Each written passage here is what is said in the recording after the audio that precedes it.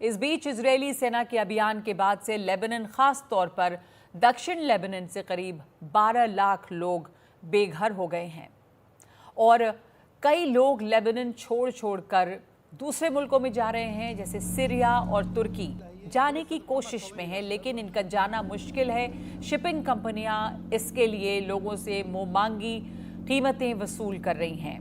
Medline नाम की एक कंपनी ऐसे लोगों को लेबनान से भूमध्य सागर के रास्ते तुर्की के मर्सिन ले जाने का प्रस्ताव दे रही है।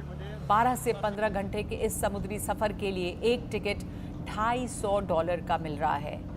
लेबनान की एकमात्र एयरलाइंस मिडल ईस्ट एयरलाइन भी लोगों को लेबनान से बाहर ले जाने में जुटी हुई है। हजारों लोगों की भीड़ लेबनान छोड़ने के लिए लगी हुई है।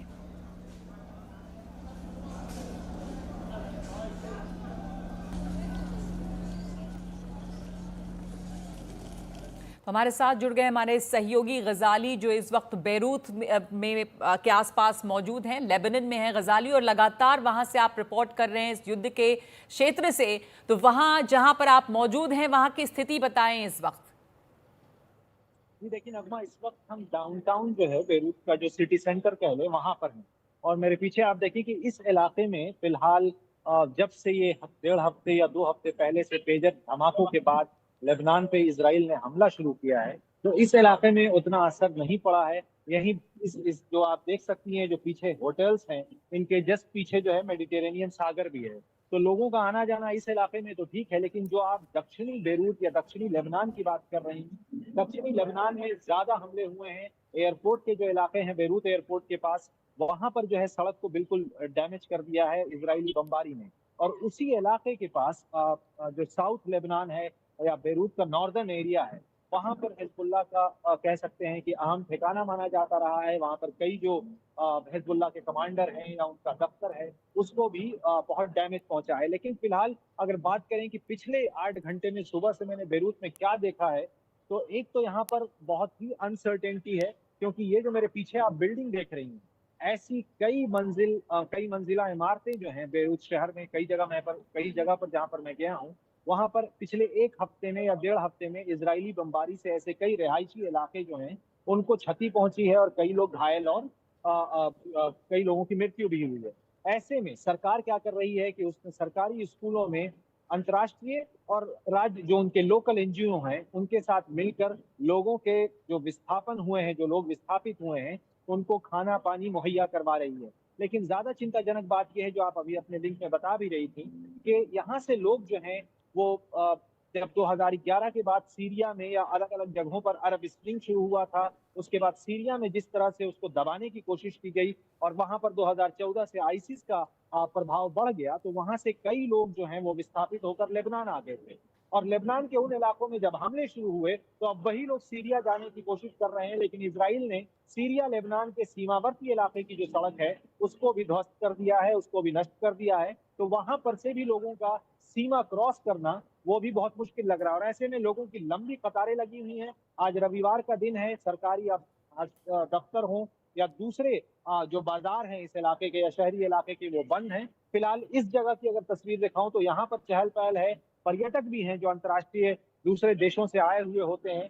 ये 3-4 रास्ते हैं, इसी के पीछे जो है मेडिटेरेनियन सी है, और इसके आसपास के जो होटल हैं वो मैं आपको दिखाना चाहूंगा कि इसमें लोगों का आना जाना भी चल रहा है, होटल में लोग रह भी रहे हैं। लेकिन उन इलाकों में जो सदर्न लेबनान और नदर्न लेबनान की बात करें, उन दोनों ही तरफ से, नदर्न लेबनान में सदर्न लेबनान जो है वो इसराइल का नदर्न बॉर्डर लगता है, लेबनान का साउथ और इसराइल का नॉर्थ, वहां पर जो है ग्राउंड ऑपरेशन भी चल रहा है, जो इसराइली आर्मी जी। लेबनान में घुसने की कोशिश कर रही थी। और इसके अलावा जो है दूसरे इलाकों में हवाई बॉम्बार्डमेंट कह लें या हवा से जो है वो एरियल स्ट्राइक जो इसराइल कर रहा है, तो वो रिहायशी इलाकों पर भी गिर रहे हैं। और इसके वजह से एक बहुत बड़ी चिंता ये है यहाँ के लोगों में कि इसी शहर में, बेरूत शहर के बहुत ही सिटी सेंटर जिसको कह लें, उन इलाकों पर भी हमले हुए हैं। और मैंने यहाँ से लोगों से जानने की कोशिश की कि इसराइल हमेशा जो है सोशल मीडिया के थ्रू, ट्विटर हो, फेसबुक हो, इंस्टाग्राम हो, टेलीग्राम हो, इन सभी ऐप्स के जरिए अरबी में वो एक वार्निंग इशू कर देता है। गाजा में और खुद फिलिस्तीन के इलाके में वो एक लीफलेट ऊपर से पर्चा गिराते हैं हवा में, जिससे लोगों को ये वार्निंग दी जाती है कि इस इलाके से हट जाएं। बिल्कुल सेम पैटर्न जो है लेबनान में भी हो रहा है जबकि सोशल मीडिया के थ्रू जो आईडीएफ के अरबी स्पोक्स पर्सन है वो बार बार कहते हैं कि फला इलाके को आप खाली कर दें, या कई गांव को कह देते हैं खाली कर दें, क्योंकि हमें ये सूचना मिली है कि वहां हिजबुल्लाह का गढ़ है। ऐसे में सूचना के बाद और हमले से पहले का जो वक्फा होता है, जो समय होता है, वो जी। बहुत कम होता है, जिसमें लोग अगर निकलते भी हैं तो वो सुरक्षित जगहों पर नहीं पहुंच पाते हैं। और ऐसे में इजराइल न सिर्फ लेबनान पर हमला कर रहा है, बल्कि उसने एक मल्टी फ्रंट वॉर, जिसका कल इजराइल के प्रधानमंत्री बेंजामिन नेतन्याहू ने भी जिक्र किया था कि हम 7 फ्रंट वॉर लड़ रहे हैं, यानी 7 जगहों पर हमारी जंग जारी है। चाहे वो इराक में शियाइट मिलिशिया हो, या ईरान के साथ तो जंग जारी ही है, यमन में हूथी है, लेबनान में हिजबुल्लाह के साथ, और खुद फिलिस्तीन के इलाके में हमास के साथ। तो ऐसे में जिस तरह की खबरें खुद इजराइल से आ रही हैं, उससे कहीं ना कहीं ये बात समझ आती है कि एक साल में जी। कहीं ना कहीं जो ये कहा जा रहा था कि ये जंग रुक जाएगी, जी। उस जी। तरह से हुआ नहीं है। और ना ही उनके जो टारगेट्स थे, कि उनका ये कहना था कि हम इन No, welcome here. We can talk about how this guy's a bitch.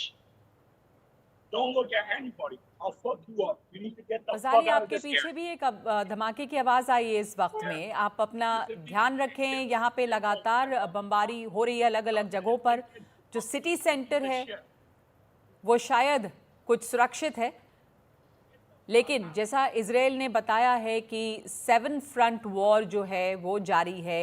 Israel की अलग अलग जगहों पर लेबनान के ख़िलाफ़ भी एक जंग चल रही है जो हिजबुल्लाह के ख़िलाफ़ जंग है, लेकिन इसमें लेबनान, गजाली ध्यान रखें अपना, इस वक्त बहुत मुश्किल है वहाँ से रिपोर्ट करना। आप देख रहे थे गजाली की ये लाइव रिपोर्ट वहाँ से, और जब वो रिपोर्ट कर रहे थे तभी उन्हें वहाँ पर से हटने को बोला गया। प्रेस के लिए भी ये मुश्किल है वहाँ पर रिपोर्टिंग, और कई जगहों पर लगातार बमबारी हो रही है, इसराइल के हमले हो रहे हैं जिसमें कि रिहायशी इलाके हैं। और जैसा गजाली बता रहे थे कि जो वार्निंग दी जाती है खाली करने के लिए कि यहाँ पर हिजबुल्लाह का ठिकाना और हमला होगा, और लोगों को वक्त बहुत कम मिलता है उस जगह को खाली करने के लिए, और ये एक बड़ी मुश्किल है जिसकी वजह से लोग सुरक्षित जगहों पर नहीं पहुँच पा रहे हैं।